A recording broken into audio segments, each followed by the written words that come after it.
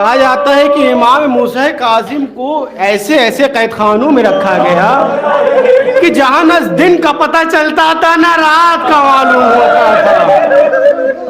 इमाम को इतनी भारी भारी जंजीरें पहनाई गई थी।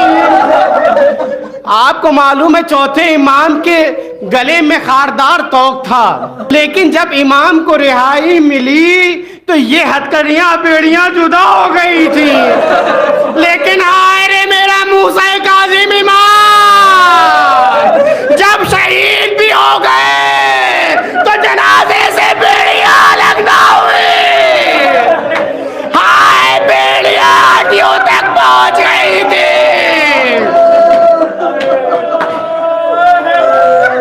इमाम की जिंदगी कैदखानों में गुजरी, लेकिन इमाम को जिंदगी में देखे सबसे सख्त मरहला जब आया कि जब यहूदी मलऊन की निगरानी में आए, सिंधी इब्ने शाहिक की निगरानी में, उसने इतना जुल्म किया कि इमाम ने अपने मौत की दुआ कर दी कि खुदाया मुझे हारून के शर से महफूज कर दे। आपकी आवाजें बुलंद हैं, आपको मालूम है हमारा इमाम कितना मजलूम है। जब शहादत ना हुई तो मलऊन सिंधी ने एक कालीन मंगवाया, इमाम के जिस्म को रखा और वो जुल्म किया कि इमाम की हड्डियां टूट गई। इमाम के जिस्म से सूजन आ गई, दर्द हो गया। लेकिन हाय रे अफसोस, लेकिन जब भी शहादत ना हुई तो क्या पता है, एक तख्ता मंगाया गया।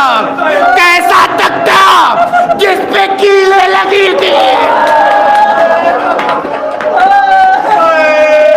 जिस पे कीलें लगी थी। इमाम के जनाजे को तख्ते पे रखा और उसके बाद खींच लिया गया। इमाम का जनाजा खून में था, इमाम की शहादत हो गई। आपको मालूम है कोई कितना भी गरीब हो, उसका जनाजा कभी मजदूरों ने नहीं उठाया है। ये कायनात का वाहिद जनाजा था कि जिसके उठाने वाले मजदूर थे। आए चार कांधों पे जनाजा चला, आवाज दी गई ये लापतियों के इमाम का जनाजा है। उसके बाद जनाजे को पुल पे छोड़ दिया गया जैसे कि इमाम का कोई वारिस ही ना हो।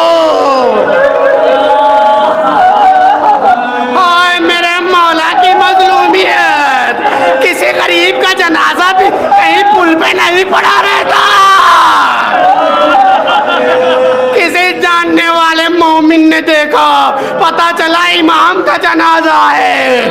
अरे 2500 दिरहम का कफन खरीदा गया। इमाम रज़ा जहाज से आए, नमाज पढ़ाई। मैं कहूँगा का अरे आपके बाबा पे बड़ा जुल्म हो गया।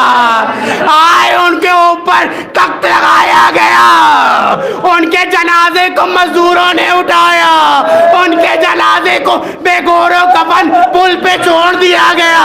लेकिन आका आपने नमाज पढ़ाई, आपको कफन मिला और सैयदना का गरीब हुसैन घोड़ों की टापों से लाशा पामा, सैयद सज्जाद के हाथों में हथकड़ी, पाँव में बेड़ी।